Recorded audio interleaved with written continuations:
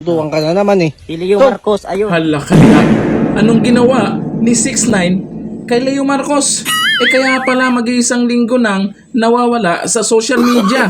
Matapos pagbantaan itong si 6ix9ine, kung naalala nyo po nitong nakaraan, pinagbantaan po ito ni Francis Leo Marcos at nagsalita na rin yung boss ni 6ix9ine dahil siyempre maliit po na tao yan, ba't kailangang pagbantaan?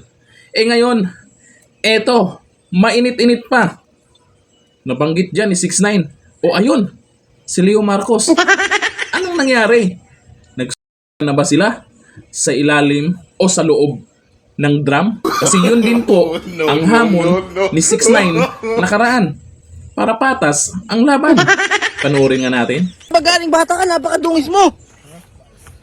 Ba naman anak ko na to? Ano, Laro ka na naman ng laro. Anong laro? Hindi ako nakipaglaro. Nakipagsuntukan ako, nakipagbugbugan ako. Di ko makita. Sinasabi ko sa'yo, nakikipagsuntukan ka na naman eh. Si Leo To. Marcos, ayun. Ang kulit-kulit mo. Ang kulit-kulit mo. Ligo ka doon. Yan mo si Leo Marcos. Talaga naman.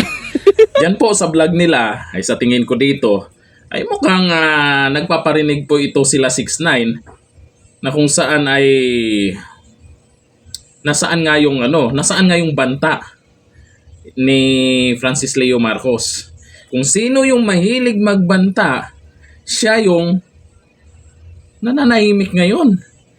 Siya yung kung kailan, kasi itong boss ni 6ix9ine na si Uding TV ay binigay na nila public kung saan sila nakatira. Sinabi nila public kung saan sila nakatira at hinihintay nila itong si Francis Leo Marcos kung kailan gawin yung pagbabanta niya kay 6ix9ine. Ito namang si 6ix9ine ang sabi sa loob ng drop. Ito naman, dito sa vlog po nila, ay ano lang po ito, mukhang pangkatuwaan din naman, pero naisingit ang pangalan ni Francis Leo Marcos para, sa tingin ko, para ipamukha kay Francis Leo Marcos na hindi sila o hindi siya natatakot. Ang natakot, sino?